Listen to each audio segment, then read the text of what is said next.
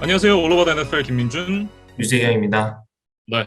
이제 9주차가 끝이 났습니다. 17경기, 18주 동안 이제 경기가 펼쳐지기 때문에 이제 정확하게 반환점을 돌게 됐는데, 참 시간이 정말 잘 간다는 생각이 또 새삼 드네요. 뭐 시즌이 일단 한번 시작하니까 또 정말 바람처럼 시간이 흘러가고 있고 또 이번 시즌 같은 경우는 좀 예상치 못했던 이변이 많기 때문에 뭐 예상보다 잘 나가는 팀 그리고 예상보다 부진한 팀들의 행보를 보는 것만으로도 뭔가 시간이 좀 굉장히 짧게 느껴지는 것 같습니다. 네.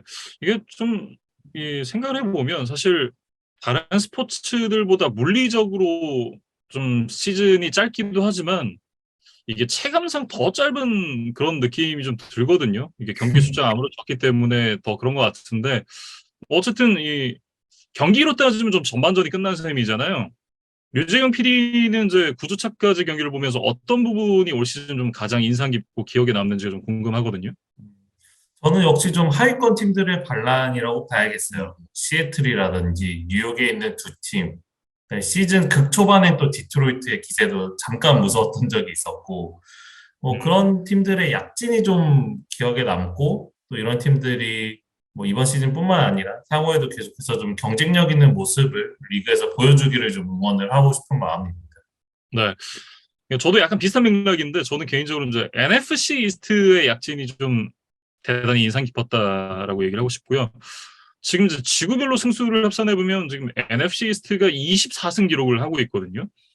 물론 이제 AFC 이스트가 네 팀 모두 5할 이상 그리고 이제 23승인가를 이제 기록을 하고 있긴 한데 사실 이제 NFC 동부지구 같은 경우에는 지난 시즌까지만 해도 뭐 농어촌 지구라고 저희가 방송을 하면서 놀릴 정도로 성적이 좋지 않았던 그런 지구였었는데 그렇기 때문에 좀 더욱더 올 시즌의 활약이 인상적이고 특히 그 중에서도 현재까지 전승을 이어가고 있는 이글스의 성적이 가장 좀 놀랍다. 이렇게 좀 얘기를 하고 싶네요.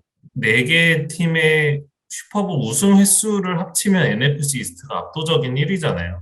그런 좀 역사와 전통, 그리고 이제 근본이 있는 지구의 약진이 이번 시즌 좀 눈에 두드러지고 있습니다. 그래서 이제 이 Thursday Night Football이었던 필라델피아 이글스와 휴스턴 텍산스의 경기부터 이번 주 경기들에 대한 리뷰를 시작을 해보도록 하겠습니다. 29대 17 이글스가 승리를 가져간 경기였는데요. 이글스가 이날 경기에서도 승리를 거두면서 이제 개막 8연승을 이어갔습니다. 프랜차이즈 역사상 최초로 8연승으로 시즌을 출발을 하게 됐는데 앞선 이제 기록이 2004년에 7승 무패로 시즌을 시작했던 게 최다 연승 기록이었거든요.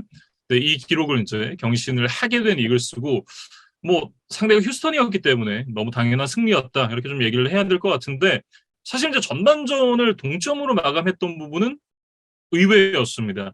이게 이 올 시즌에 처음으로 이제 전반에 리드가 없이 끝난 경기였기 때문에 그리고 그 상대가 휴스턴이었기 때문에 조금 더 좀 놀라웠다 이런 생각이 들었고 그리고 이제 이 그럼에도 후반전에 이제 경기를 잘 마무리를 지으면서 이글스가 원래 가져갔어야 될 승리를 가져갔다. 뭐 이렇게 얘기를 해야겠죠. 강팀의 조건 중 하나가 60분 동안 경기를 하면서 이제 사실 좀 상대에게 기회를 내주는 순간도 분명히 있을 수 있습니다. 근데 그럼에도 불구하고 경기 막판, 특히 후반전에 집중력을 얼마나 끌어올리는지가 또 강팀의 조건이라고 생각이 되거든요. 그래서 예. 이글스가 이날 좀 방심하지 않고 후반에 잘 운영을 했던 게 이제 승리 요인이었습니다. 음.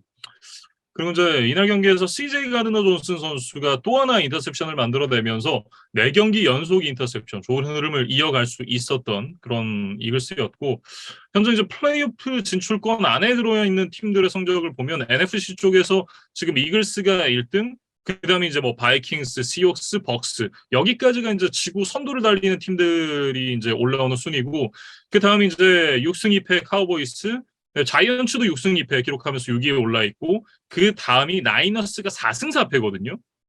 근데 이 올 시즌에 이제 이 바이킹스가 패배를 했던 유일한 1패가 지금 2주차에 이글스에게 당했던 패배였고 7위 나이너스의 성적이 4승 4패임을 감안을 하면 남은 경기에서 웬만큼 미끄러지지 않는 이상의 이제 플레이오프 진출은 사실상 좀 확정적이다. 그리고 1번 시드를 차지할 가능성도 좀 꽤나 높다. 이런 생각 들거든요. 그래서 이제 향후 스케줄을 보면 뭐 패커스, 타이탄스 같은 이제 뭐 근래 잘했던 팀들의 이름이 보이기는 하지만 지금 음, 두 팀 모두 이렇게 썩 뭐 폼이 좋지가 않다고 좀 보여지고 나머지는 이제 좀 지구 라이벌들 팀과의 대진들이 좀 많이 남아 있거든요. 그래서 네. 자이언츠와의 두 경기, 카우보이스와의 한 경기 이런 경기들을 좀 이글스가 얼마나 잘 넘어갈 수 있느냐 이걸 좀 지켜봐야 될 것 같습니다. 향후 일정 이제 쭉 이어서 말씀을 드려보면 커맨더스, 콜츠 원정, 패커스, 타이탄스, 자이언츠 원정, 베어스 원정, 카우보이스 원정, 세인츠, 자이언츠 이렇게 남아 있거든요. 현재 이 상대 팀들을 보면 제가 봤을 때는 이글스가 좀 자신이 없다. 음, 질 자신이 없다. 이런 생각이 좀 들고 이게 이글스가 잘 나가서 그렇다기보다는 상대 팀들이 다 좀 고만고만하고 해볼 만한 팀들이다라는 생각이 들거든요. 그나마 좀 어, 까다롭다라고 느껴질 만한 팀들은 타이탄스 그리고 카우보이스. 왜냐면 이제 최근에 이제 그 런 디펜스에서 좀 좋지 않은 모습을 보여주고 있는 이 이글스이기 때문에 특히나 이 경기에서도 휴스턴에게 좀 많은 러싱 야드를 허용을 했었고 어, 타이탄스가 또 데릭 헨리 선수가 최근에 좋은 모습을 보여주고 있기 때문에 그나마 좀 까다로운 팀이다라는 생각이 들고 카우보이스 같은 경우는 왜 뽑았냐면 지금 자이언츠 원정, 베어스 원정, 카우보이스 원정이 그 원정 3연전의 마지막 경기거든요. 네, 역시나 육체적인 어떤 피로도도 분명히 있을 거고 거기다가 이제 카우보이스는 워낙에 라이벌리가 심한 구단이다 보니까 라이벌전에서는 사실 뭐 최근에 어떤 경향이라든지 올 시즌의 폼 이런 것들이 또 잘 안 통하는 그런 변수들도 있기 때문에 이런 두 경기를 제외하고 나면 사실 나머지 경기들은 이글스가 좀 손쉽게 가져갈 만한 경기들이 많다 이렇게 보여져요. 음. 그러니까 이글스가 가장 좀 로스터에 약점이 없는 팀이라는 생각이 들어요. 그러니까 뭐 음, 쿼터백만 놓고 보면 뭐 패트릭 마홈스를 보유한 칩스나 뭐 조슈 앨런을 가지고 있는 빌스 뭐 이런 팀들에 비해서는 조금 뭐 무게감이 떨어진다는 생각도 들지만 그래도 이제 뭐 공격, 수비, 스페셜 팀 이제 전 부분에 걸쳐서 가장 좀 균형이 맞고 좀 밸런스가 있는 그런 팀이 지금 이글스가 아니냐 이런 생각이 들거든요. 그래서 예, 뭐 저도 이제 뭐 전승까지 갈 거냐 하면 이제 그것까지는 잘 모르겠지만 그래도 NFC 1번 시드를 차지하기에는 뭐 충분한 뭐 기세와 분위기 또 선수단의 클래스와 뎁스를 좀 갖추고 있는 것이 지금의 이글스가 아닌가 싶습니다. 네.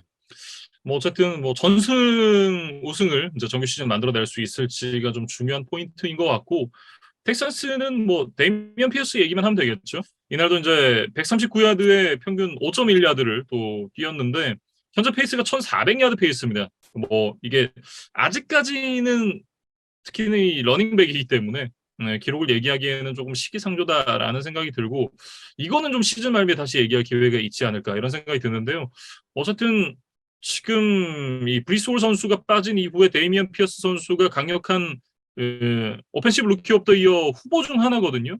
그렇기 때문에 데이미언 피어스의 앞으로의 활약도 한번 좀 지켜봐야 되지 않을까 이런 생각이 드네요. 팀이 휴스턴이어서 조금 조명을 못 받고 있지 않나 이런 생각은 드는데 어쨌든 피어스 개인의 퍼포먼스는 굉장히 좀 꾸준하게 좋은 모습을 보여주고 있다 이렇게 좀 정리하고 싶고 그리고 이제 한 일주일 정도 지난 이야기이기는 하지만 이날 메이저리그 베이스볼에서는 필라델피아 필리스와 휴스턴 애스트로스의 이제 월드 시리즈가 펼쳐지는 또 그런 재미있는 또 이벤트가 있었어요. 그래서 아, 맞아요. 예. 네, 이 NFL 경기는 휴스턴에서 치러졌는데 원정팀 이글스가 이겼고 음, 메이저리그 같은 경우는 이제 그 아마 5차전으로 제가 기억이 되는데 네. 필라델피아 필리스의 홈에서 펼쳐졌지만 휴스턴 에스트로스가 승리를 거뒀던 그러니까 음, 각각 좀 원정팀이 재미를 봤던 이제 그런 하루였고 결국에는 이제 휴스턴이 월드시리즈 우승을 차지를 했죠. 네, 그리고 뭐 필라델피아는 이제 아쉽게 좀 뭐 물러설 수밖에 없었는데 일단 필라델피아에 있는 스포츠 팬들은 일단 이글스가 이번 시즌 워낙 잘하고 있으니까 음. 메이저리그 우승 대신에 슈퍼볼 우승을 한번 좀 기대를 해보면 어떨까 싶습니다. 네. 이렇게 이제 필라델피아 이글스와 휴스턴 텍산스의 경기부터 9주차 리뷰를 출발을 했습니다. 다음 살펴볼 경기는 LA 차저스와 애틀랜타 falcons의 경기입니다. LA 차저스가 20대 17로 이제 석점차 승리를 가져갔는데 이 경기 자체가 굉장히 좀 팽팽하게 흘러가는 흐름에서 경기 막판 다 허무하게 좀 차저스 쪽으로 분위기가 확 넘어가면서 이제 경기가 끝이 났습니다. 음, 사실은 이제 차저스가 공격권을 가지고 있었고 이미 이제 필드골 레인지 안에 들어와 있었기 때문에 이제 시간을 태우고 뭐 조금이라도 이제 야드를 전진한 이후에 그냥 끝내기 필드골로 승리를 가져가야겠다. 이것이 이제 차저스의 플랜이었는데 여기서 좀 이날 두 개의 터치다운을 기록하면서 좋은 모습을 보여주던 오스틴 에클러가 좀 의외에 이제 펌블 턴오버를 범하고 말았어요. 그래서 음. 뭐 브랜든 스텔리 감독이나 뭐 차저스 팬들의 가슴이 좀 철렁했을 것 같은데 이 공을 리커버리를 잘 해낸 펠컨스의 수비수 라ኳ 그레엄 선수가 이제 이거를 가지고 오히려 이제 상대 진영을 뭐 향해서 열심히 이제 달려갔습니다. 그래서 이것까지는 굉장히 좋았는데 글쎄요 좀 너무 흥분을 했던 탓인지 상대의 컨택이 없는 사실 프리 러닝 상황이었거든요. 근데 여기서 공이 빠지면서 다시 한번 차저스에게 공이 넘어가고 말았어요. 그래서 네. 저도 좀 이게 왜 갑자기 공을 흘렸지 하고 이제 그 장면을 여러 번 리플레이를 돌려봤는데 뭐 정말 특별한 컨택은 없었습니다. 그러니까 글쎄요 이 그레엄이 좀 긴장을 했다, 예, 좀 흥분 상태였다라는 이유밖에는 좀 설명이 안 되는 이제 그런 다소 좀 황당한 이제 턴오버가 나오면서 차저스가 공격권을 가져갔고 이제 결국에는 그 공격권을 활용한 차저스가 이제 끝내기 필드골을 만들어냈습니다. 사실 이제 차저스의 입장에서 참 쉽지 않았을 경기였습니다. 왜냐하면 이제 뭐 키넌 앨런도 빠졌고 마이크 윌리엄스도 없는 상황에서 넘버원 투 리시버가 모두 빠졌던 상황이었기 때문에 사실 이제 차포를 떼고 경기를 치렀어야 했던 차저스였거든요. 근데 그럼에도 이날 이제 지난 시즌 3라운드에서 뽑았었던 조슈아 팔머 선수가 또 100야드 이상을 잡아주면서 어느 정도는 그 공백을 잘 해소를 해줬습니다. 그리고 허버트도 사실 경기 전체적으로 뭐 그렇게 좋은 모습은 아니었다고 해야겠어요. 근데 그럼에도 불구하고 이제 양 팀의 이제 상호 펌블이 나오는 좀 어수선한 상황 속에서 그래도 20야드 이상의 패싱을 해내면서 다시 한번 필드골 레인지로 팀을 이끌었다는 점, 뭐 이런 이제 클러치 능력은 좀 인정을 해줘야 될 것 같습니다. 네. 펠컨스 같은 경우에는 이제 코드를 패터슨 선수가 5주 만에 복귀전을 치렀습니다. 곧바로 이제 2개 터치다운을 기록을 하면서 존재감을 과시를 했는데, 이 소식이 사실은 이제 펠컨스에게 좀 위안이 될 만한 유일한 소식이 아닌가 이런 생각 들거든요. 사실은 이 두 개 외에도 하나의 터치다운을 더 성공시키면서 이제 헤트트릭을 완성하는가 하는 장면도 있었어요. 근데 뭐 굉장히 이제 멋진 아웃사이드 런으로 이제 뭐 상대 엔드존을 통과를 했는데 공과 상관없는 좀 반대편 쪽 오펜시브 라인에서 이 페널티가 나오면서 이것이 취소가 됐었거든요. 그래서 네. 펠컨스가 이 장면이 좀 땅을 치고 좀 후회할 만한 그런 아쉬운 장면이 아니었나 싶고 음. 이제 코데르 패터슨까지 돌아왔고 또 아서 스미스 감독이 굉장히 지금 러싱 공격을 강화를 시켜놨기 때문에 쿼터백 마커스 마리오타의 패싱 게임만 조금만 더 받쳐준다면 펠컨스가 뭐 템파베이와 충분히 좋은 경쟁을 펼칠 것으로 좀 기대를 해도 되는 상황인데 그것이 조금 결국 안 되고 있지 않나 이런 생각이 들어요. 그래서 이번 시즌 종료 후에 마리오타가 1년 계약이 더 남기는 하는데 뭐 아서 스미스 감독을 포함한 펠컨스의 구단 수뇌부가 이 마리오타를 어떻게 좀 결정을 할지 이 의사결정을 좀 지켜봐야 되지 않나 싶습니다.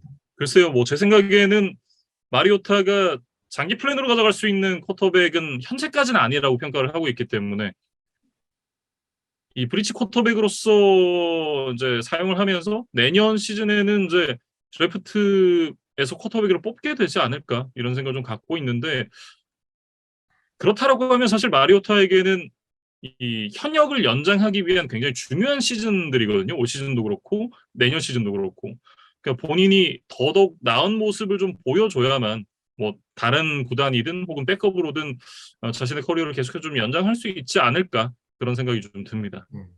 그리고 이제 구영애 선수 이야기를 좀 해봐야 될 것 같은데 29야드 필드골 그리고 2개 엑스트라 포인트는 성공을 시켰어요. 근데 그럼에도 불구하고 4쿼터 초반에 이제 50야드 필드골을 하나 놓쳤던 것이 좀 아쉬움으로 남는데 물론 이제 50야드라는 거리가 뭐 짧은 거리는 아닙니다. 근데 이제 구영애 선수가 뭐 프로볼에도 선정이 됐었고 뭐 최근 몇 년 동안 이제 아주 좋은 모습을 보여줬기 때문에 이제 우리가 좀 기대감이 이미 좀 높아진 거죠. 네, 그래서 이제 이런 거리의 필드골 실패가 조금 더 이제 아쉽게 다가오는데 결과적으로 이 장면 이후에 차저스가 2개의 필드골을 통해서 역전을 거뒀습니다. 그래서 좀 구영애 선수 입장에서는 이 미스가 좀 두고두고 남을 만한 경기가 아니었나 싶어요.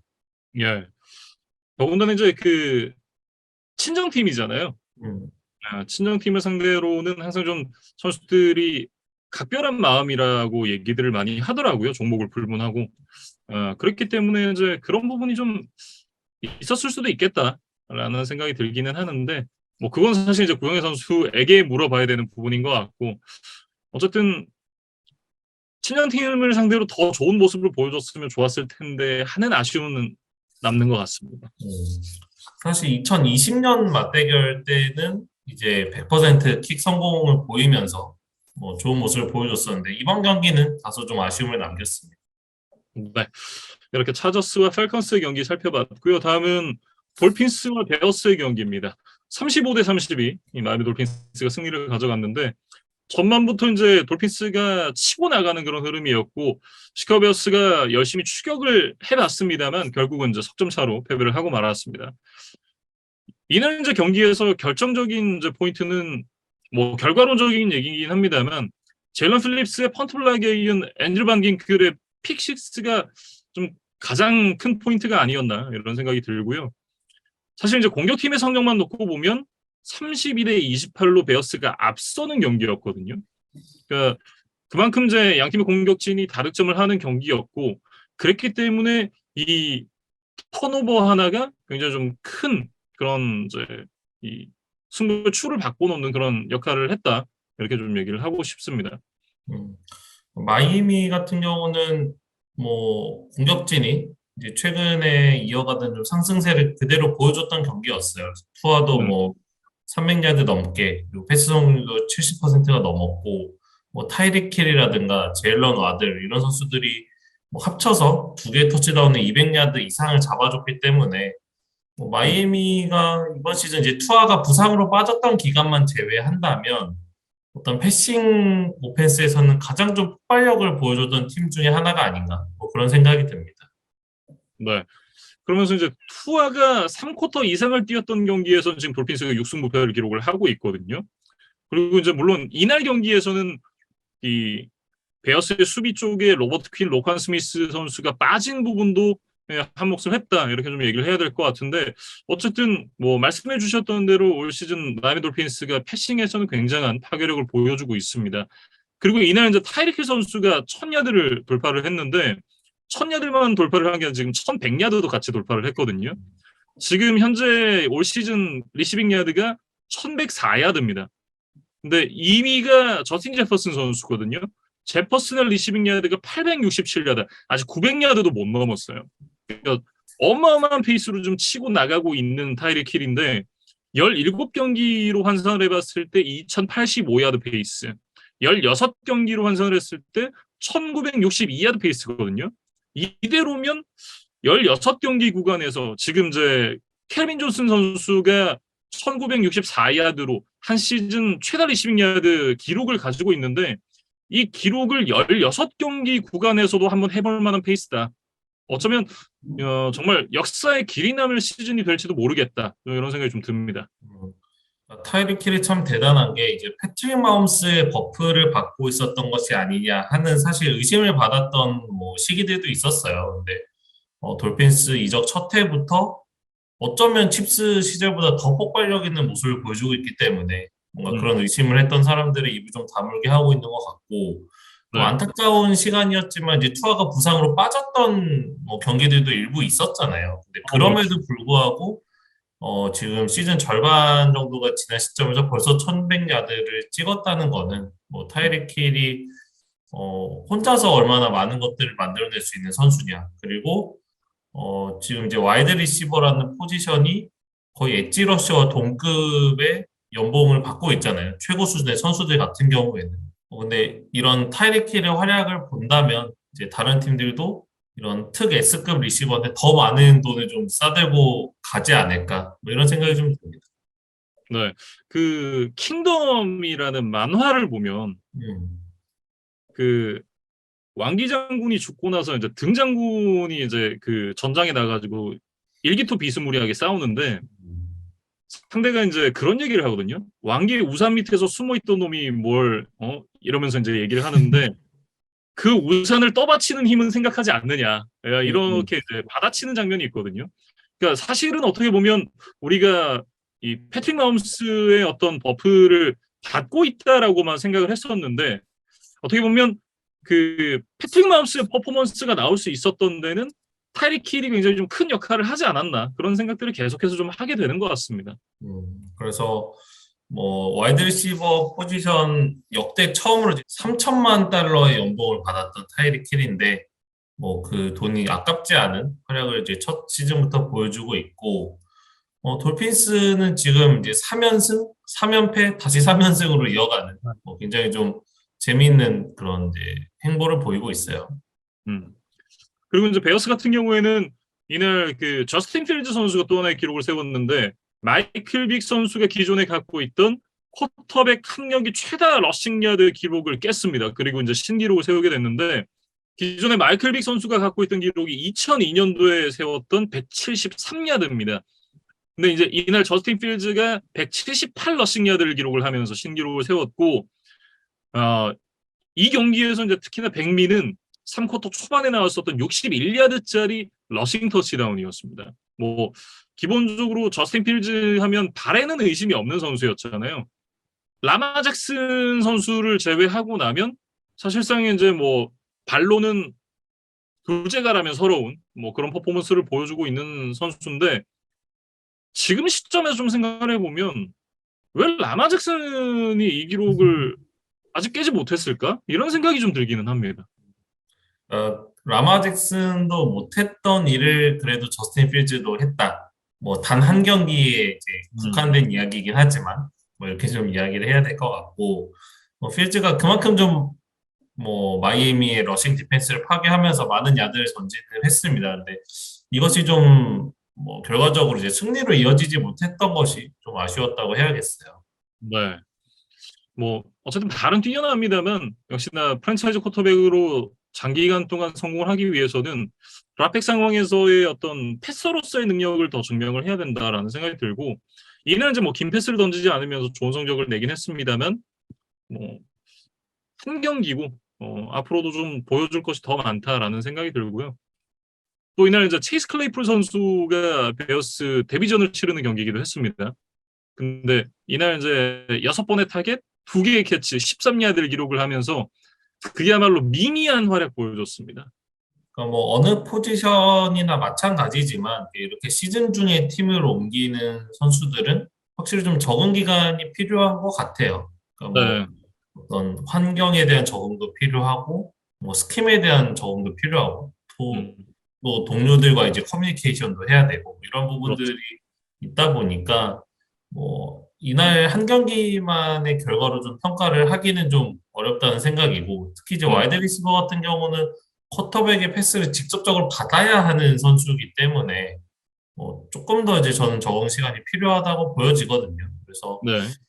이제 뭐 클레이풀 입장에서는 썩 좋은 환경은 아니다라는 생각이 들어요. 그러니까 뭐 음, 미첼 트루비스키나 뭐 케니 피켓도 아직은 뭐 NFL에서의 패서로서 이제 인정을 받지는 못하는 선수들이지만 뭐 저스틴 필즈도 아직 뭐 이런 패싱 게임에 대해서는 좀 검증이 안 됐고 사실 평균 이하의 능력치를 가지고 있다고 이제 많은 사람들이 생각을 하고 있잖아요. 그래서 음. 클레이풀이 당장 뭐 100야드 이상을 잡아주고 뭔가 팀의 확실한 넘버 리시버로 곧 올라선다 이렇게 얘기하기는 당분간은 좀 힘들 것 같습니다. 네. 그리고 이제 앞서도 얘기했습니다만 로버트 퀸, 로칸 스미스가 빠진 수비가 이날 뭐 색도 없었고 태클 솔러스 하나, 쿼터백 히트 3개를 기록을 하면서 사실 이제 상대를 전혀 좀 괴롭히지 못하는 모습을 좀 보여줬었고 이날 경기까지 내주면서 이제 베어스가 최근 6경기에서 1승 5패라는 좀 참담한 성적을 기록을 하게 됐습니다. 근데 이제 패치 팬으로서 이게 더 참담한 게 이 1승이 패치와의 경기에서 거뒀던 승리거든요. 음, 그러니까 지금 어쨌든 패트리어츠가 5할 이상의 승률을 기록을 하고 있고 뭐 경기 내용을 떠나서 어 사실은 어쨌든 이제 승패의 숫자가 굉장히 좀 중요한데 그런 부분에서 봤을 때는 그 1패가 패치 입장에서 좀 많이 뼈아픈 패배가 아닌가 그런 생각을 좀 해봤습니다. 음. 뭐 베어스는 어느 정도 결국에 이제 예상했던 성적으로 좀 내려가고 있는 것 같아요. 근데 네. 이제 또 중간에 수비의 핵심이 되는 선수들까지 지금 처분을 했기 때문에 뭐 이번 시즌 반등이 이렇게 쉬워 보이지는 않고 어쨌든 다음 시즌을 위한 뭐 셀러리 캡도 비우고 뭔가 로스터를 좀 정리하는 작업들이 계속해서 진행될 것으로 보입니다. 네. 이렇게 이제 돌핀스와 베어스의 경기 살펴봤고요. 다음은 이제 캐롤라이나 팬서스와 신시내티 벵갈스의 경기입니다. 신시내티 벵갈스가 42대 21 더블 스코어로 승리를 가져갔습니다. 사실 이제 자말 체이스 선수가 부상으로 이탈한 이후에 벵갈스가 공격에서 좀 그 고민이 많았었거든요. 그랬었는데 이 경기에서 이제 올 시즌 최다 득점 42점을 기록을 하면서 모처럼 이 큼지막한 대승을 거뒀습니다. 이날 이제 벵갈스의 홈구장에는 이제 스테이 캄 앤 렛조 쿡이라는 이제 현수막이 붙어 있었어요. 그러니까 음, 도보로가 좀 플레이메이킹을 할 수 있게 좀 만들어주자 뭐 이런 이제 격려가 담긴 이제 그런 뭐 응원 메시지였는데 이날 이제 주인공은 조 버로우가 아니라 러닝백 조 믹슨이었던 것 같습니다. 사실 벵갈스의 주전 러닝백 조 믹슨이 이날 무려 211 스크리미지 야드에 5개의 터치다운을 혼자서 성공을 시켰어요. 네. 그러면서 팀이 기록했던 42점 중에 뭐 사실상 35점을 이제 혼자 책임졌다고 해야겠죠. 이날 이제 뭐 하이라이트 필름에 남을 만한 그런 슈퍼 플레이가 딱히 있지는 않았는데 뭐 이날 뭐 인사이드, 아웃사이드 뭐 그리고 이제 패스 캐치까지 정말 다양한 득점으로 득점을 만들어 냈고 이 조믹슨 선수가 갖고 있는 장점이 확실하게 좀 보이는 그런 경기였다. 이렇게 좀 얘기를 할 수가 있을 것 같고요. 이번 시즌에 이제 그 100 스크리미자드를 넘겼던 경기가 개막전 딱 한 경기였고 그 이후에는 사실 그 활약도가 그렇게 높진 않았었거든요. 근데 그 앞선 경기들에서 못해줬던 거를 그 적금 찼듯이 이날 경기에서 확실하게 또 기록을 했습니다. 그러니까 조 믹슨이 뭐 어떤 한 부분에 있어서 리그 최고의 러닝백이냐 하면 저는 이제 그런 건 아니라고 생각을 하는데 어떻게 보면 굉장히 좀 균형이 잡힌 그러니까 약점이 없는 선수가 저는 조 믹슨이라고 생각을 하거든요. 그래서 이날 뭐 다양한 패턴으로 이제 득점을 만들어낼 수 있는 선수라는 걸 이제 스스로 증명을 해냈고 뭐 어쨌든 지금 자말 체이스가 빠진 입장에서 이제 조 믹슨이 러싱 공격에서 조금 더 힘을 내준다면 벵갈스가 그 힘든 시기를 좀 잘 버텨나갈 수 있지 않을까 그런 생각이 들고 조보로 같은 경우는 이날 좀 뭐 후방에서 이제 조 믹슨을 이제 지원 사격하는 역할만으로 좀 승리를 따내긴 충분했던 것 같아요. 그리고 사실 전반에만 35대 0까지 리드를 벌렸기 때문에 뭐 3쿼터 후반부터는 이제 벤치로 물러나서 좀 휴식 시간을 갖는 그런 이제 여유를 보이기도 했었습니다. 벵갈스가 이제 다음 주에 바이위크를 갖게 되고요. 그 이후에 이제 피츠버그 원정 경기를 치를 예정인데 앞선 일정에서 이제 그 지구 라이벌과의 세 경기를 모두 패배를 했었던 벵갈스였거든요. 사실 이제 지금 5할 이상의 승률을 기록을 하고 있음에도 가장 좀 뼈아픈 부분은 그 부분이었던 것 같은데 남은 이제 이 지구 라이벌들과의 세 경기, 이 경기에서는 좀 달라진 모습이 필요할 것 같습니다. 아직 시즌 중반이기는 하지만 이제 타이브레이커 같은 거를 이제 또 염두에 두지 않을 수가 없거든요. 그랬을 때는 뭐 지금 레이븐스와 좀 경쟁을 하지 않을까 이런 생각이 드는데 지금 한 경기 뒤져 있을 뿐 아니라 이제 타이브레이커에서도 많이 불리한 상황입니다. 그래서 일단 뭐 피츠버그와의 뭐 지구 라이벌전부터 좀 잡아내면서 이제 지구 내 성적을 좀 개선시킬 필요가 있어 보이는 그런 벵갈스의 입장이에요. 네. 펜서스 같은 경우에는 이제 지난주에 PJ 워커 선수가 좋은 모습을 보여줬다라고 하면서 저희가 칭찬을 했었는데 이날 이제 다시 한번 선발로 나왔습니다만 전반에만 2개 인터셉션 기록을 하면서 겨우 9 패싱 야드를 기록하고 벤치로 물러났습니다. 패서 레이팅이 빵점 빵이에요. 90 패싱 야드를 뭐 기록해도 좀 부진한 경기였습니다. 라고 저희가 이제 보통 얘기를 했는데 네. 9 패싱 야드예요. 음. 거의 경기를 뛰지 않은 거나 마찬가지다. 라고 좀 뭐 이야기를 해도 무리가 없을 것 같고 뭐 워낙 PJ 워커가 좋지 않다 보니까 이제 후반에 다시 베이커 메이필드에게 기회가 갔습니다. 그래서 네.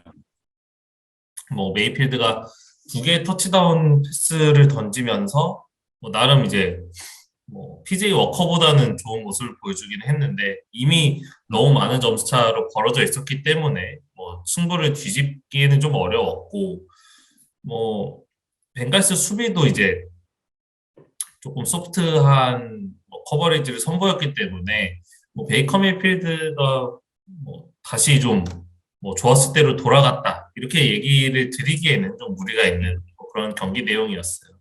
네. 지금 이제 샘 라놀드가 부상으로 이탈해 있다가 이제 복귀를 하게 되는데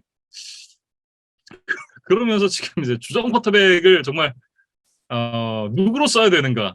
사실 이제 누구를 써도 개운치 않은 그런 좀 어려운 고민이 될 것 같은데 다음 주에는 이제 어떤 선수가 선발로 나서게 될지도 좀 궁금해지네요. 지금 다놀드, 메이필드, 워커 뭐 명수로는 세 명이나 있습니다.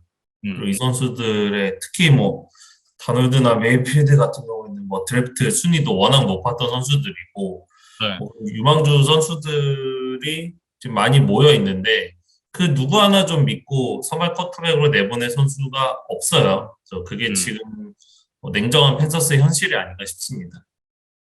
네. 이렇게 이제 펜서스와 벵갈스의 경기 살펴봤고요. 다음 경기는 라스베이거스 레이더스와 잭슨빌 제기어스의 경기가 되겠습니다. 27대 20으로 이제 제기어스가 승리를 가져갔는데 이렇게 이제 그 잭슨빌 역시도 패치 오펜시브 코디네이터 되찾기 추진위원회에 이제 가입을 했다. 이렇게 좀 한 줄 평을 하고 싶고 이날 경기까지 이제 패배를 하면서 레이더스가 2승 6패를 기록을 하게 됐습니다.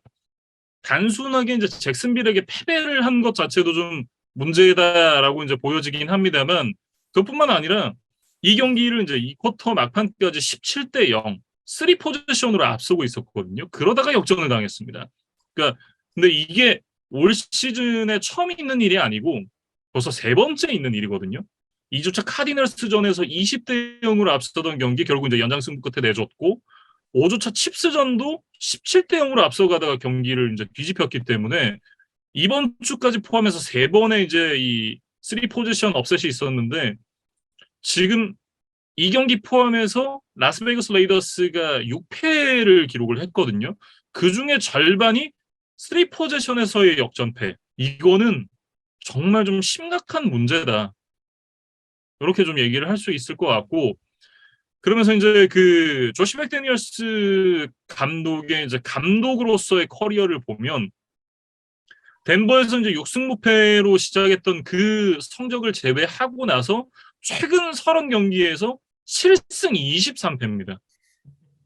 그러니까 보통 이제 최근에 성적이 좋지 않아서 잘리는 감독들보다도 더 안 좋은 성적을 기록을 하고 있거든요. 물론 이제 이게 한 번의 감독으로서 기록을 했다면 진작 잘렸겠지만 나눠서 기록을 하고 있음에도 어쨌든 꾸준하게 좋지 않은 페이스가 이어지고 있다는 부분을 좀 주목해서 봐야 될 것 같고 그럼 지금 이제 조시 맥데니얼스가 SNS상에서 굉장히 놀림감이 됐습니다. 뭐 잘렸다는 허위 그런 그 게시글도 많이 올라오고 저는 제가 봤던 것 중에 제일 웃겼던 거는 그 아담 셰프터가 이제 콜츠가 감독이 잘리고 나서 이제 임시 감독 제프 세터데이를 이제 선임을 했거든요. 나중에 얘기를 하겠지만 이 인터뷰 영상을 누가 리트윗을 하면서 조시 맥데니얼스보다 나은 것 같은데? 라고 써놨더라고요.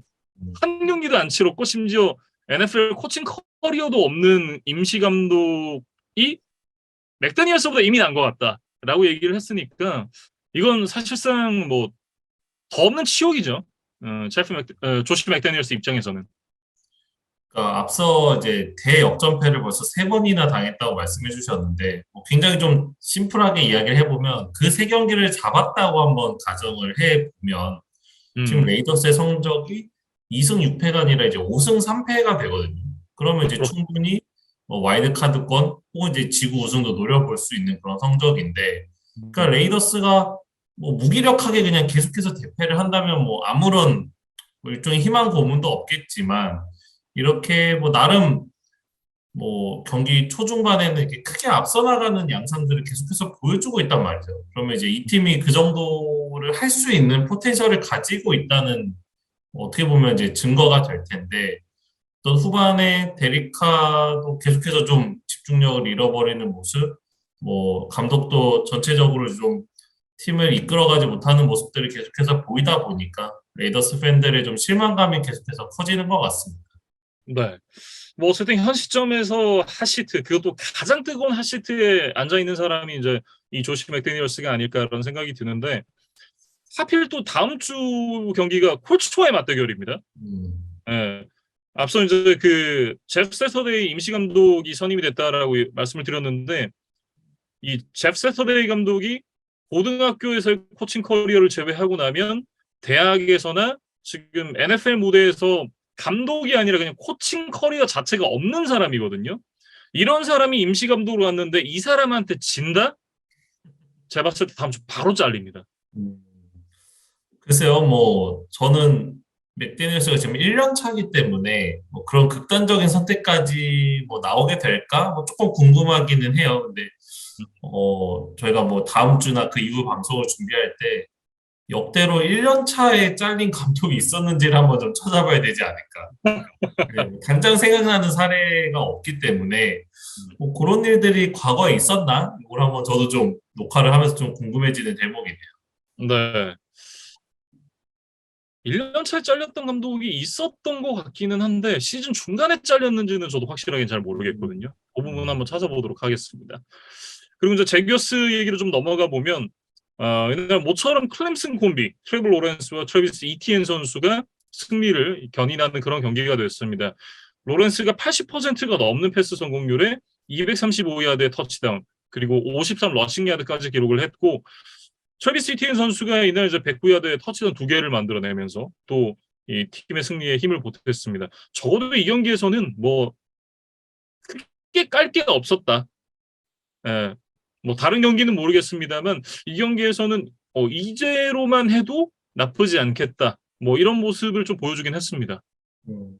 그러니까 ETN은 최근 계속해서 꾸준하게 좋은 모습을 보여주고 있었던 것 같고, 저희가 늘 지적했던 이제 트레버 로렌스의 경기 막판 집중력, 후반 집중력에 대해서 저희가 여러 차례 지적을 했었는데, 이날 어쨌든 뭐 크게 지고 있던 경기를 이제 후반에 뒤집어내는데 성공을 했잖아요. 이제 물론 음, 레이더스의 실책에 좀 힘입은 뭐 그런 결과이기도 하지만 어쨌든 로렌스가 좀 역전을 해내면서 승리를 거두는 경험을 했다는 것 자체가 좀 의미가 있었던 경기가 아니었나 싶습니다. 네. 뭐 어쨌든 이 두 선수가 해줘야 될 몫은 충분히 해줬던 경기였고 다만 저는 그 트래비스 이티엔이 이제 지난 시즌을 부상으로 통으로 날리고 복귀하는 첫 시즌인데 이티엔의 비중이 너무 없지 않나 그런 생각이 좀 음, 들거든요. 어쨌든 이 경기 승리로 가져가면서 5연패 사슬을 끊어낼 수 있긴 했었는데 이티엔 선수에게 너무 많은 짐이 지워지는 게 아닌가 그런 부분은 좀 생각해 볼 필요가 있는 것 같습니다. 저희가 늘 러닝백 선수들의 어떤 관리에 대해서 이제 여러 차례 지적을 했었던 바 있어요. 그래서 ETN도 어쨌든 지금 이렇게 연속해서 경기를 뛰는 게 또 오랜만인 상황이기 때문에 이런 음, 부분에 대한 좀 관리가 좀 필요하지 않을까 저도 그렇게 생각이 됩니다. 네. 이제 다음 주에 칩스 원정을 떠나게 되는 잭슨빌이거든요. 이번 주 후반전에 보여줬었던 그런 좋은 모습을 그 칩스와의 경기에서도 계속 이어갈 수 있을지 뭐 이런 부분 한번 지켜봐야겠습니다. 음. 이렇게 레이더스와 제기어스의 경기 얘기를 해봤고요. 다음은 이제 그린베이 패커스와 디트로이트 라이언스의 경기입니다. 이 경기가 진짜 전 깜짝 놀랐어요. 디트로이트가 15대 9로 승리를 거뒀습니다. 그러니까 이날 경기를 숫자로 좀 설명을 드려보면 볼 점유 시간이 34분 40초 대 25분 20초로 패커스가 앞서 있었고 음, 토탈 전진 야드도 389야드 대 254야드, 그러니까 약 130야드 정도 이제 그린베이가 더 많은 전진을 이뤄냈습니다. 그래서 전체적인 뭐 경기를 주도했던 것은 사실 그린베이 쪽이라고 봐야 되는데 음, 역시 이제 고비 때마다 나왔던 턴오버, 그다음에 페널티 이런 것들을 이제 뭐 스스로의 발목을 잡으면서 패커스가 좀 돌이킬 수 없는 뼈아픈 패배를 당했던 날이 아니었나 그렇게 좀 리뷰를 해봅니다. 네.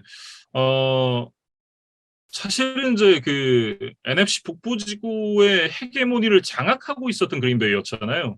그 예전에 이제 이 에런 로저스가 시카고 베어스와의 경기에서 I still own you라고 얘기를 하면서 이제 어떤 천적 관계를 과시를 했었는데 물론 이제 이 베어스와의 천적 관계가 더 심하긴 합니다만 바이킹스나 라이언스나 사실은 이제 그린베이에게는 어떻게 보면 어 맛있는 점심 같은 그런 이제 느낌이었거든요. 그랬는데 올 시즌은 완전히 좀 달라진 모습을 보여주고 있는 패커스고 그러면서 이제는 조금 패배가 익숙한 팀으로 변모를 해 가고 있다. 이렇게 좀 얘기를 해야 될 것 같습니다.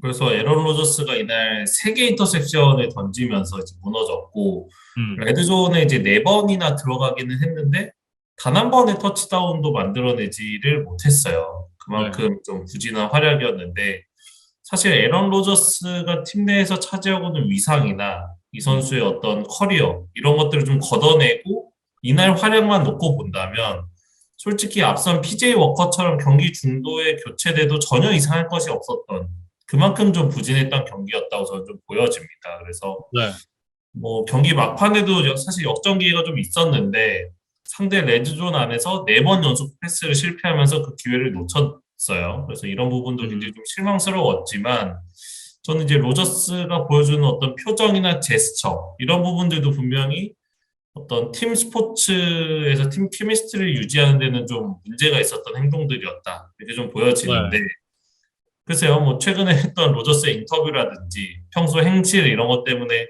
제가 좀 색안경을 끼고 보는지는 모르겠습니다. 근데 음, 왠지 이제 선수가 경기가 잘 풀리지 않으면 뭐 화도 낼 수 있고 뭐 아쉬운 제스처를 할 수가 있죠. 근데 이제 그 어떤 감정 표현의 방향이 어떤 자신을 자책하는 것이냐, 음. 아니면 외부의 어떤 뭐 심판이라던가 동료를 탓하는 쪽으로 방향이 향해 가느냐, 이런 거는 사실 좀 큰 차이잖아요. 근데 그럼, 물론 로저스가 뭐, 그거에 대해서 이제 정확하게 말을 하지는 않았지만, 음, 뭔가 좀 느껴지는 분위기는 동료를 탓한다는 느낌이 좀 강했거든요. 예를 음, 들면 마지막 패스가 실패하고 나서도 뭐 그냥 헬멧을 벗으면서 뭐 그걸 던진다던가 그냥 뭐 고개를 푹 숙인다거나 이런 게 아니라 뭐 이렇게 손을 양쪽으로 들면서 아니 내가 이렇게 던져줬는데 이걸 왜 못 받는 거야? 뭔가 이런 느낌의 제스처가 좀 많이 보였어요. 그래서 네. 좀 이래저래 뭐 결과도 아쉬웠고 과정도 아쉬웠던 경기였다. 이렇게 좀 정리를 하고 싶었습니다. 그래서 저는 에런 로저스가 좋은 플레이어라고는 생각을 합니다만 훌륭한 어떤 선수라고 얘기하기에는 좀 어려움이 있는 것 같아요.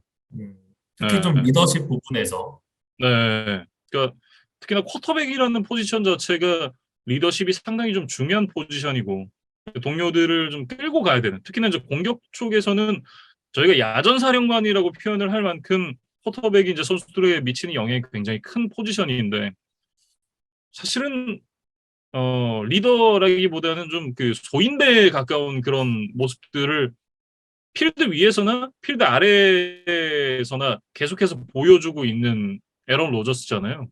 뭐 기록도 훌륭하고 MVP도 여러 번 탔고 뭐 플레이어로서 뭐 기량만 놓고 봤을 때는 그 굉장히 뛰어난 기량을 갖고 있는 선수이긴 합니다만 저는 좋은 선수라는 생각은 단 한 번도 해본 적 없습니다. 음, 그래서 사실 그린베이가 지금 5연패를 당하면서 굉장히 음, 좀 익숙하지 않은 성적, 그다음에 익숙하지 않은 순위에 이름을 올리고 있어요. 그래서 아직 시즌이 절반밖에 되지 않았는데 벌써 좀 바이킹스를 따라갈 수 있을까? 너무 격차가 벌어진 게 아닐까라는 생각이 들 정도로 좀 지금 성적이 벌어져 있고, 에런 로저스가 이제 처음으로 주전 쿼터백으로 뛰었던 게 2008년입니다.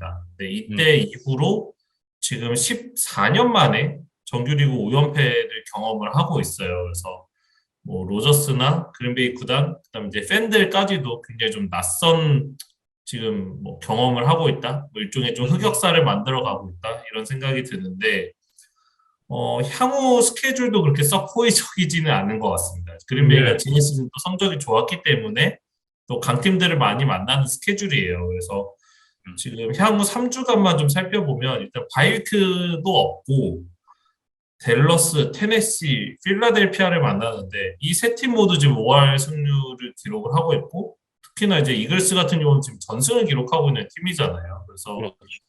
뭐 평소였다면 뭐 에런 로저스가 어느 팀이라고 좀 두려워했을까 싶냐마는 지금은 이 세 팀과의 경기에서 1승은 할 수 있을까라는 좀 걱정이 앞서는 뭐 그런 것이 지금 패커스의 현주소가 아닌가 싶습니다. 네.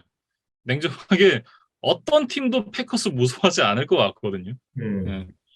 그런 부분을 생각해 보면 이제 이 그린베이 패커스가 현재 처한 상황이 얼마나 좀 심각한 상황인가 이런 부분을 좀 다시 한번 짚어보게 되는 것 같고 지금 이제 이 만나야 되는 팀이 댈러스 그리고 테네시, 필라델피아 이렇게 세 팀을 만나야 된다라고 얘기를 해주셨는데 지금 댈러스의 현 감독이 패커스의 전임 감독이었던 마이크 맥카티잖아요.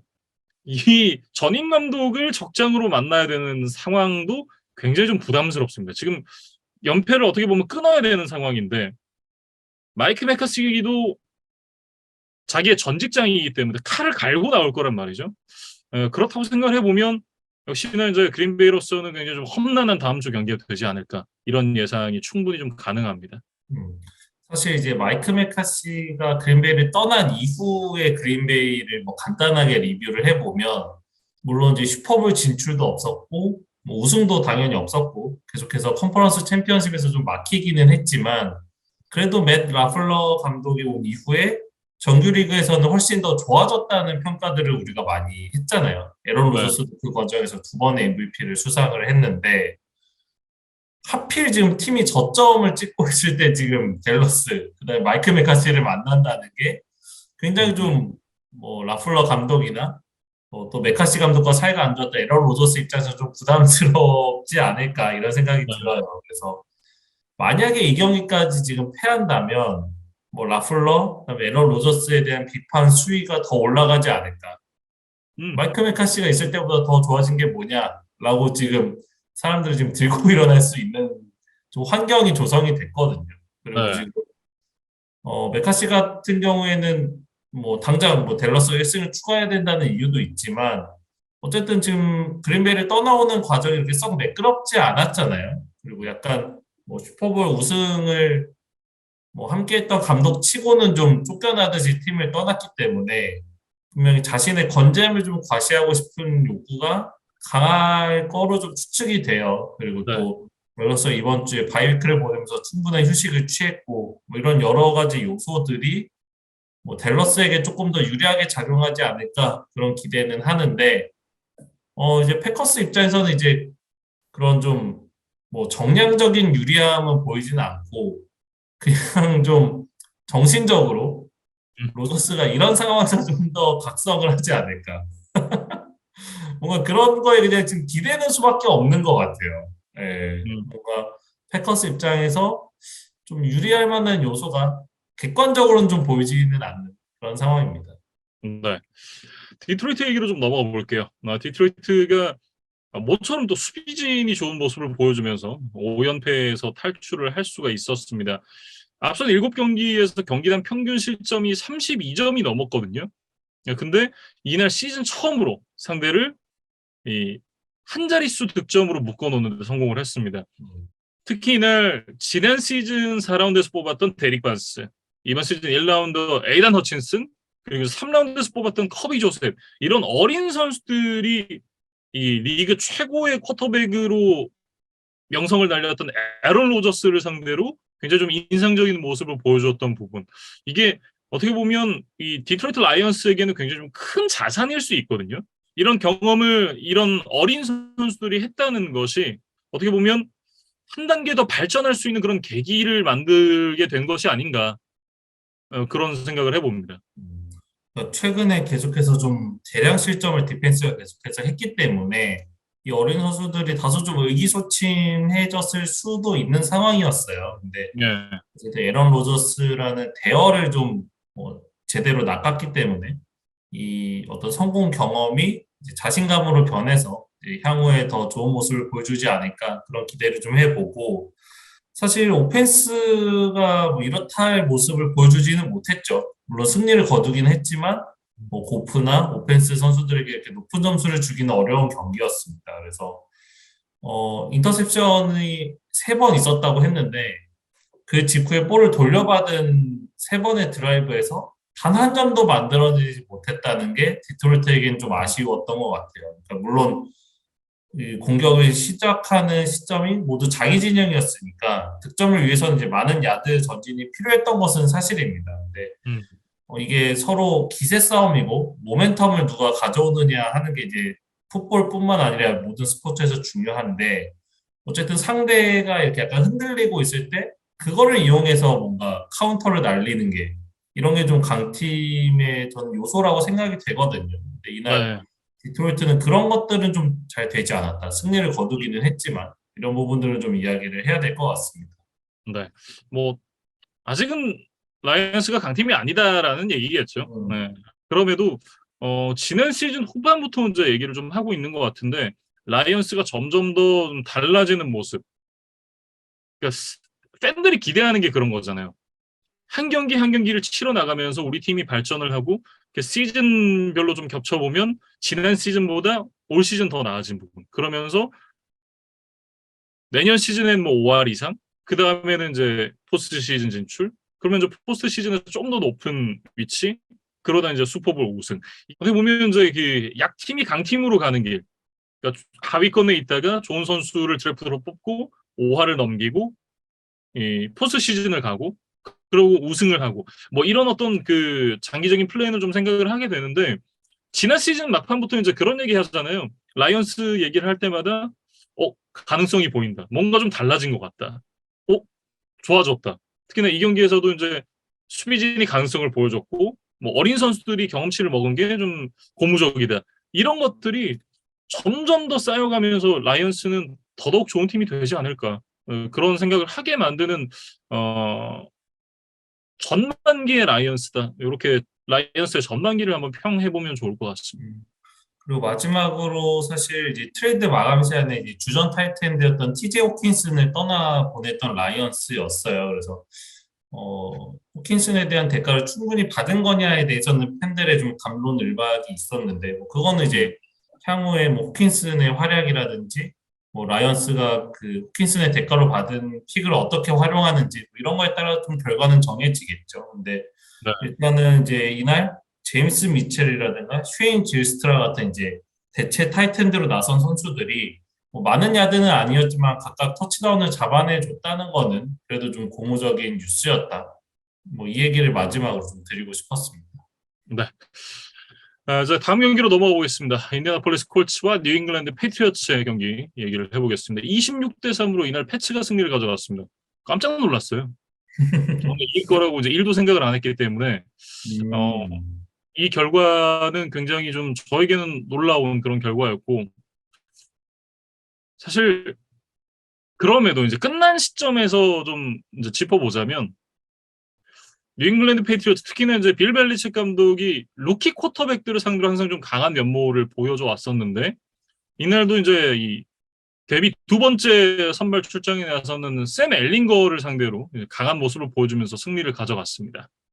그러니까 저는 뭐 콜츠가 지금 쿼터백 문제가 여전히 해결되지 않았고 뭐 음, 여러 가지 이유로 지금 경험이 일천한 엘링거에게 지금 자리를 맡겨둔 상태이기 때문에 이날은 그래도 저는 빌 벨리책 감독의 어떤 수비 전술이 콜츠를 좀 압도하지 않을까라는 예상을 했고 뭐 네. 실제로 그런 결과가 나왔다고 사실 생각을 해서 음, 이날 패치의 승리가 저는 뭐 개인적으로 놀랍지는 않았습니다.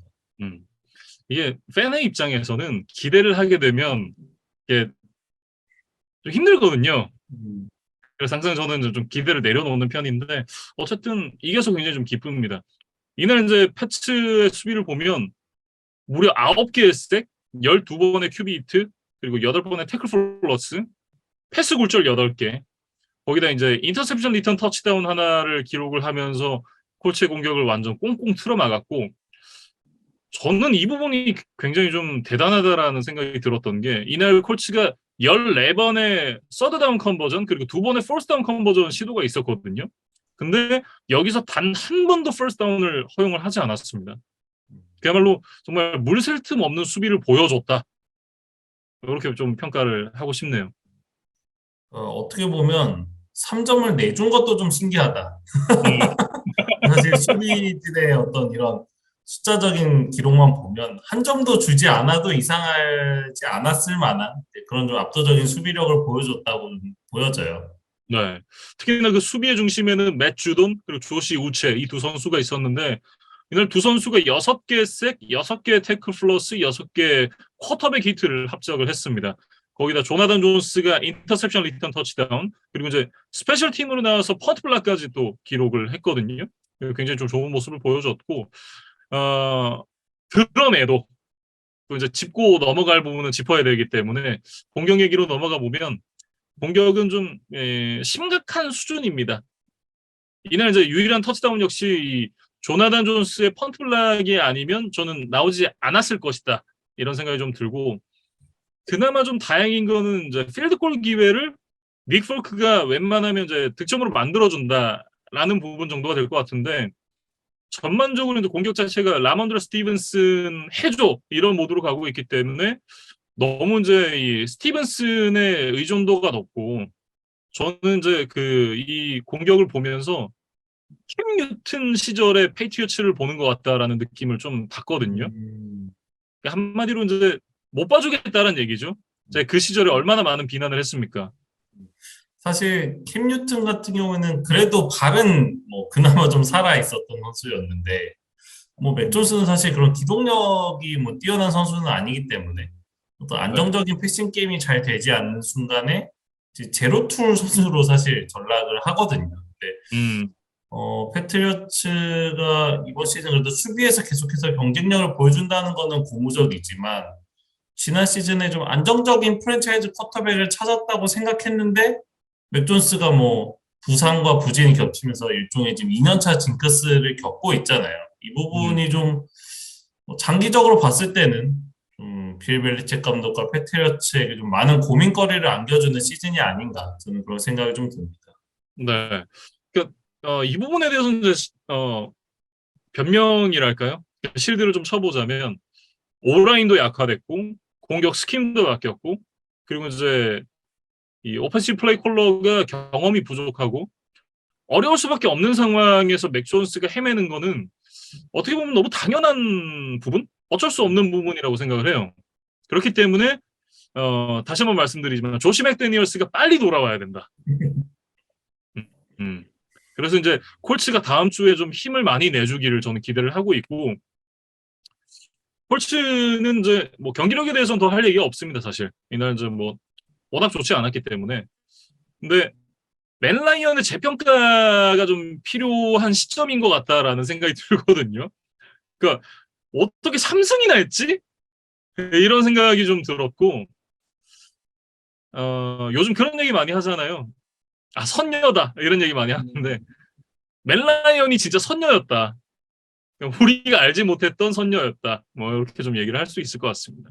그러니까 라이언이 힘든 상황에서도 그래도 꾸역꾸역 어떻게든 던져가면서 뭐 팀을 뭐 좀 이끌었던 이제 장면들이 있었어요. 근데 지금 엘링거에게 그런 부분까지 기대하기는 좀 어렵기 때문에 팀의 어떤 다른 부분이 전체적으로 좀 받쳐주지 않는 상황에서 홀츠가 뭐 이날도 그렇고 뭐 당분간 뭐 승리를 기대하기가 그렇게 쉽지는 않은 상황이다, 이렇게 좀 보여집니다.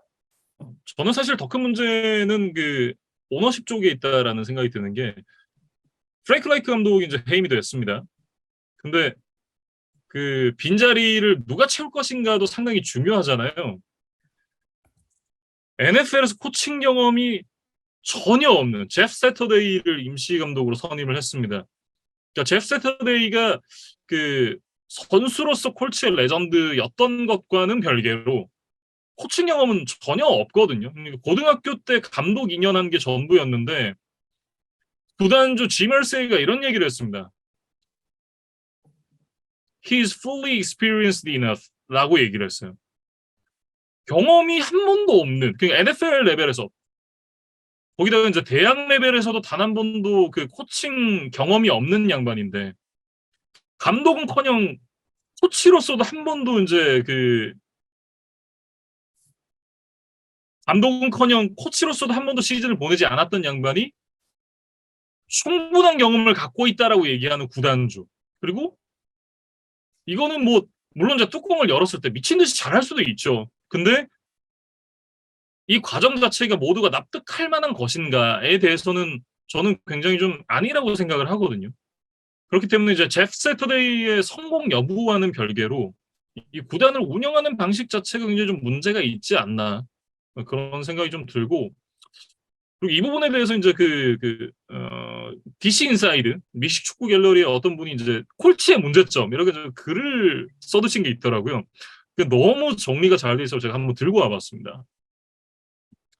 1번 웬츠 대신 데려온 멜라이언의 부상 2번 멜라이언의 노쇠화를 가속시키는 처참한 오라인 3번 처참한 오라인의 1등 공신인 퀸튼 넬슨의 망가진 폼 4번 넬슨의 망가진 폼이 원인이라고 꼽히는 그의 대형 계약 5번 망가진 오라인 덕에 고장난 조나단 테일러 6번 레너드의 완전치 못한 몸 상태 7번 여전히 전혀 보강이 되지 않은 최하위권의 리시버진 8번 원래부터 말이 많았던 라이크 감독의 이상한 콜링과 결국 이어진 그의 퇴출 9번 새로운 감독 제프 세터데이는 감독 경험이 전무 10번 감독 탈출 직전에 잘린 오펜시브 코디네이터 11번 케니 무어 또한 재계약 이후 설렁설렁 뛴 그러니까 정말 명쾌하게 정리가 잘 돼 있거든요. 더 이상 정리를 잘할 수 없다라는 생각이 들고 여기다가 저는 0번 앤드류 럭의 갑자기 은퇴 저는 이것까지 딱 들어가면 완벽하다고 봅니다. 이렇게 정리해 주신 걸 보니까 콜츠가 얼마나 좀 여러 가지 부분에서 문제를 겪고 있고 이것이 서로가 서로에게 좀 안 좋은 영향을 끼치면서 여기까지 왔는지를 좀 알 수 있는 대목이다 이런 생각이 들고 뭐 프랭크 라이크 감독에 대해서 간단하게만 좀 정리를 해 보면 이 사람이 이제 2018년에 이제 콜츠에 부임해서 지금 4년 반 정도를 하고 이제 중도에 해임이 됐습니다. 그래서 성적을 좀 살펴보면 정규리그에서 40승 1무 33패. 그러니까 지금 5할 오픈 올이에요. 그러니까 사실 정규리그 성적이 나쁘지를 않습니다. 물론 뭐 이번 시즌 뭐 성적이 좋지는 않았지만 그래도 3시즌 정도 5할을 넘겼고 플레이오프에 2번 진출했고 물론 거기서 1승밖에 거두지를 못했다는 건 아쉬웠지만 네. 글쎄요, 저는 조금 더 기회를 받을 만한 어떤 뭐 성과는 거뒀던 인물이다. 이렇게 좀 평가를 하고 싶거든요. 그리고 뭔가 명확한, 확실한, 그리고 팬들을 납득시킬 수 있는 대안이 있었다면 모르겠지만, 지금 이 제프 세터데이에 대해서 뭐 기대보다는 지금 우려가 큰 상황이잖아요.